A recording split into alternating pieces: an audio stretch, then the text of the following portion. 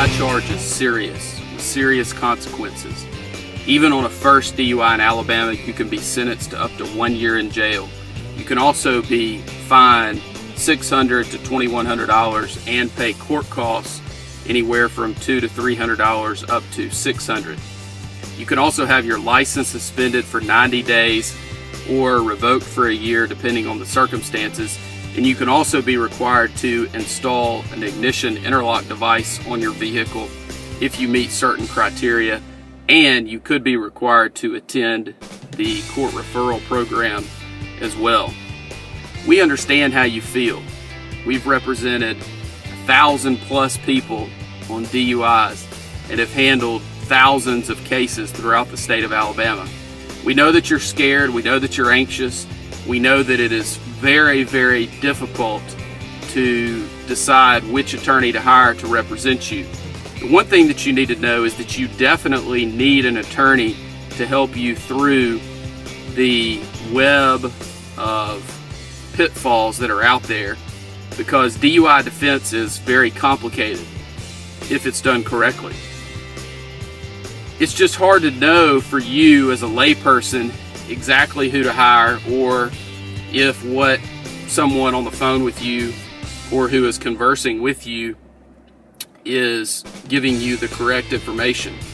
There's some criteria that I suggest that you go through, and this, I believe, will help you in determining whether you're hiring somebody who is a DUI attorney rather than simply some attorney out there who will take your DUI if you hire them and pay them the nominal fee that they are going to charge. The first thing that I think that you should ask is whether the attorney is a member of the National College for DUI Defense. This is a very solid organization that has been around for many years and is focused on the education, training, and is information based for attorneys to learn about and practice and network and connect with other attorneys who primarily handle drunk driving cases. It's very important, if you are seeking out the best representation and if you are seeking out the best result on your DUI, that the attorney that you hire is a member of the National College for DUI Defense. The second item that is a necessity, in my opinion, is that the attorney that you retain to help you with your DUI case in Alabama is certified per NHTSA, which is the National Highway Traffic Safety Administration, to administer standardized field sobriety tests. These are the same tests that you were asked to perform on the side of the road. It's very important that the attorney that you hire is trained in these tests and is familiar with these tests, because as I'll go over in just a minute, there are many issues and items that you can spot if you're trained in these tests and you're trained what to look for. You're going through the same training that the officers go through during their certification process. And it's not just about the tests, it's about the arrest process. It's about the phases of the arrest process: the vehicle in motion phase, the personal contact phase, the pre-arrest screening phase. There are most attorneys out there that are unaware of those issues that they need to be looking at to determine whether there is a legitimate legal argument, or it will help them to uncover a factual argument in your case in order to get you the best result possible. You also need someone who is very experienced and well-versed in the driver's license aspect of your case. There are lots of folks out there that are unaware of the specifics about driver's license issues associated with DUI. You've got the administrative suspension on the front end, and you have issues related to an enhanced suspension time or revocation, and also the ignition interlock, which is tied into that. And also you have the suspended time on the back end if you're convicted. There is very specific and detailed and complicated aspects of the driver's license portion of a DUI And there are a lot of folks out there that are handling DUI cases that are unaware. And it's sad to see that, because there's a better way to do it. And that's the reason that I believe those criteria will help you get to someone that can give you the best result possible and that can help you in navigating these pitfalls that are out there, because there are many out there, and they get worse and worse as the legislature continues to modify the DUI statute. There are people out there that get arrested for DUI, and you refuse the test, but you know that you were drunk, impaired, whatever it might be. And there are also people out there who submitted to the test and they're well over 0.08. They may be a 0.16, 0.20, 0.25. Those people out there need to know that pleading guilty is not their only option.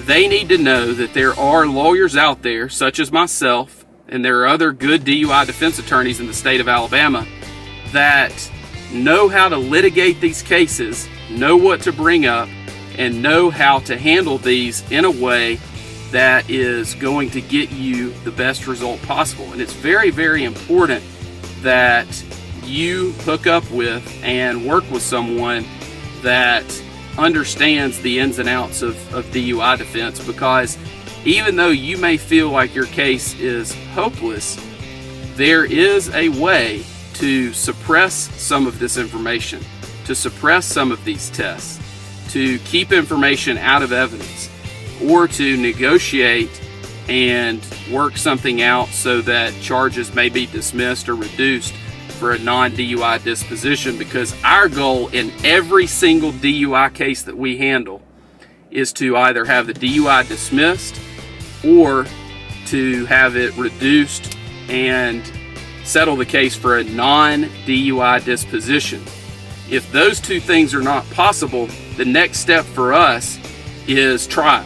And if the client decides that the client would like to proceed to trial, then we encourage that, because if a client simply pleads guilty, the client is going to suffer the ramifications and the repercussions associated with a DUI conviction. So we always encourage our clients to proceed to trial on their cases, because we know what the result is going to be if they simply plead guilty, and we would like to avoid that if we can. And it's the client's decision ultimately, but we always encourage clients, and we encourage them to look at all aspects of the information that we present when they're trying to make the decision about trying their case or accepting an offer that is on the table. So the first step in a DUI defense case is to secure the license issues. That it may include requesting a hearing, may include requesting a review, it may include going to the driver's license suspension hearing, it may include filing a lawsuit against the Alabama Department of Public Safety. But no matter what stage you're in, whenever you choose to retain us, we evaluate it and go through a very sophisticated process and procedure that we have put together to handle these cases in order to give our clients the best chance of success on their cases. The next thing is for us to gather information from you and about you. We have a very extensive questionnaire that we will either go over with you or send to you, or you can pick it up from us, and that gives us lots of information about you and helps us to humanize you with the prosecutor and the other parties that we will be dealing with on your case. We'll also give you a plan of action. A lot of people get worried because they feel like they're not doing anything to help their case, and we'll give you a plan of action and things that you can focus on, and we'll counsel you not to worry about your case or worry about the outcome, but let's focus on the process. Let's focus on what you can do today to help you as a person, but also to help you with your case. And that's one of the things that we feel like separates us from other folks that are out there, because we will give you a plan of action and go over with you the things that we feel like you should do to help us help you. And it gives folks a lot of comfort in doing those things, and those things always help and they never hurt, and we feel like it's important for you to take the action steps that that we give you. The next step that we go through is we'll file documents with the court, and we get to choose what documents those are. We'll file a notice of appearance, usually a motion to continue, and we may also file other documents at that time as well. Depending on where we are, we will then decide at what point in time we need to file discovery motions, and we look at those based on a court-by-court basis and also a case-by-case basis, depending on what the issues are and depending on whether that may help our case at that point or might hurt the case. And of course, we don't want to do anything that could be detrimental to your case at that time. At that point, we begin prepping for the initial appearance, and that includes putting everything in an order that is accessible and collecting documents and other items that you have completed. And then we begin, of course, moving towards that first court date, whenever that might be, whether it's on the initial court date or usually the case would be continued at some point. After that, we begin the evaluation process of your case. We look at every single aspect of DUI defense in order to give you the best result possible. We look at any defense that might be available that is out there. If there was an accident, most people think that an accident case, they think this: I had an accident, I was impaired, I'm guilty, I need to plead guilty. And that could not be further from the truth. Accident cases are very, very tough for the prosecution, and there are a lot of folks out there handling DUI cases that are unaware of that. They just don't know the ins and outs of the accident issues in a DUI case. The other issues that we look at are actual physical control. Were you in actual physical control of the vehicle? Were you sitting in a parking lot? Where were the keys? Was the vehicle operable? Those are things that we need to look at in every single one of our cases that involve those issues. We also look at the private property DUI issues. We also look at anonymous tip issues. There's been some recent cases that have come out that are not good for the defense on those type issues. However, there are still arguments that can be made, and there's still a burden that we feel like the prosecution must meet anytime there's an anonymous tip issue on a DUI case.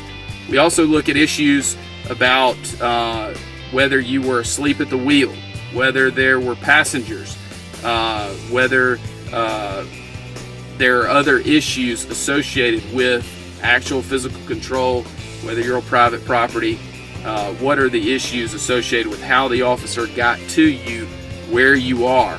We have a lot of cases where people pull over and they're asleep in a mall parking lot at night, and we want to know all of the facts associated with those aspects so that we can make sure that the arrest process was done properly by the officer. We also look very carefully at whether there was a blood test performed.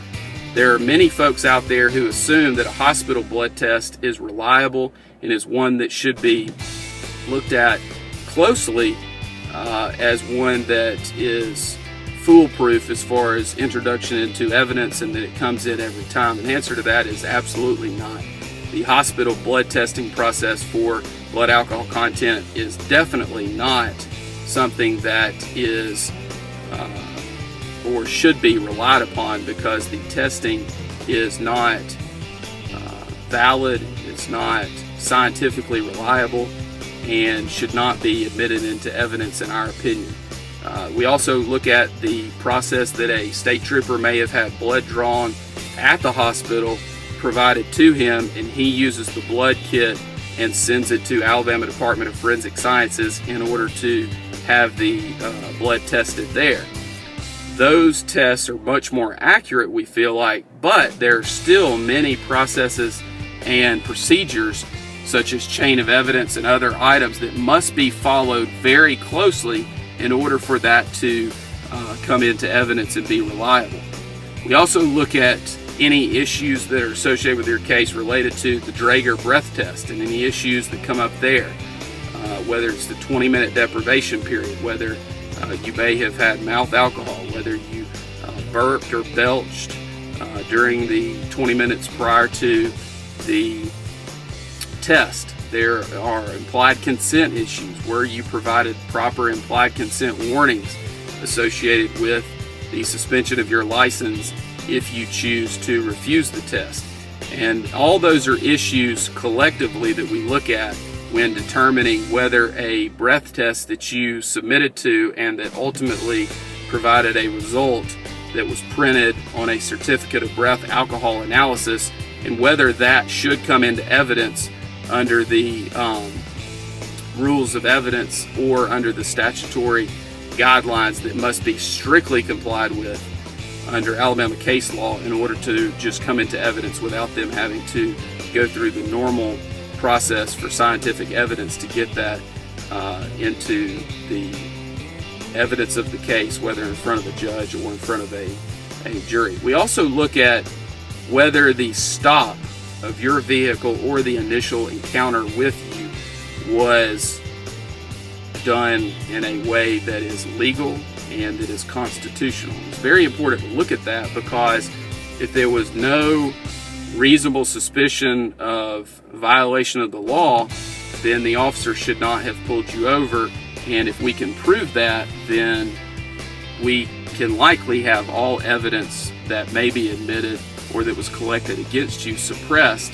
And if that's the case, then we would win the case based on the state or the city not being able to prove their case. We also look at all of the medical defenses available, whether you have GERD, whether you have dentures and there was alcohol that was collected within the dentures, whether you had recent dental work done. There are a lot of medical issues, whether you have diabetes. There are many medical issues that come up, and we always go through that and make sure that those defenses don't apply. And if they do apply, then we work those up and make sure that we have gone through them properly with you and presented those defenses on your behalf. We also look at the UTTC, which is the traffic ticket, the complaint against you, to make sure that there are no issues related to that as well, such as municipal ordinance issues, if there are issues related to the code sections cited, whether it's proper, and whether they have your proper information on the UTTC or not. We also go through and determine whether you requested an independent test, and if that was handled properly. We look at any roadblock issues that may come up, if a roadblock was the cause of the initial encounter. And we also look at whether you have any prior DUI offenses and whether we can exclude those, and whether the city or the state has the necessary evidence related to those priors to be able to use those through the negotiation process or through the trial and sentencing process if it gets to that point. The next thing that we look at, and a very important aspect of the case, is the Standardized Field Sobriety Test. And I am certified as an instructor in field sobriety testing and also as the administrator of the test. And going through that process and reviewing, hopefully, a videotape, definitely the trooper or the city officer's notes related to the field sobriety testing, the process that they have to go through in order to come to a decision to arrest you for DUI is one that has to be followed closely, because otherwise they are simply going through the motions and not doing it properly and arresting you not based on sound evidence or based on logical conclusions from their observations, but just running through the motions so that they can get to an arrest at the end. We want to make sure that that is not happening and that things are not being done that are in violation of your rights and in a way that is not standardized. We want to make sure they gave you the proper instructions, make sure that they look for the proper clues, make sure that they scored the test correctly. It's very important that those items are looked at closely, because otherwise you're giving up some of the aspects of your case that could be litigated and ultimately tried if needed. The other options that we look at after we've gone through the full analysis and talked to the client about every aspect related to their DUIs, we determine if there are any triable issues in the case and how likely it is that we would succeed on those issues. And then we go through the process with the client so that the client gets to decide, with our guidance, how to proceed in the case, whether to settle the case for a non-DUI disposition, if that is an option, or whether to proceed to trial, if that is what the client chooses, or to accept whatever offer is out there, and that is usually against our advice depending on what the tribal issues are that come up. And in any DUI case, if you have the knowledge and the experience to go through and review every aspect of the case and every defense that might be available, there are always issues that can be brought up related to a DUI case because they are so complicated and they require so many steps in going through the process. So it's very important that the case is looked at with eyes that have the experience and the knowledge to get you the best result possible. It's very important. We've handled 1,000 plus DUI cases. We've resolved 5,000 or more charges throughout the state of Alabama, and we can help you with your case. All you have to do is let us know and call our office, and we will be glad to talk to you and discuss your case with you at no charge, because we believe that you have a right to speak to any lawyer that you choose without having to pay an initial consultation fee in order to do so.